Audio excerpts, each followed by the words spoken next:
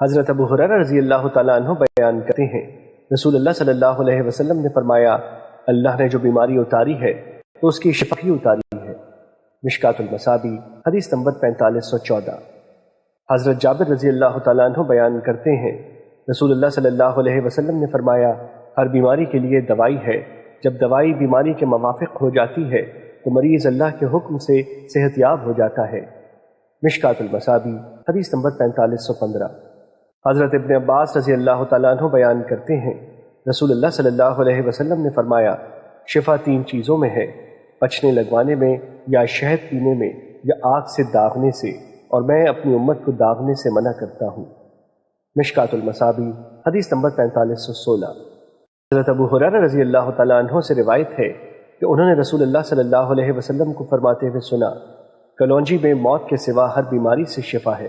ابن شہاب نے فرمایا، السام سے مراد موت اور حبۃ السودا سے کلونجی مراد ہے۔ مشکات المصابیح حدیث نمبر 4520۔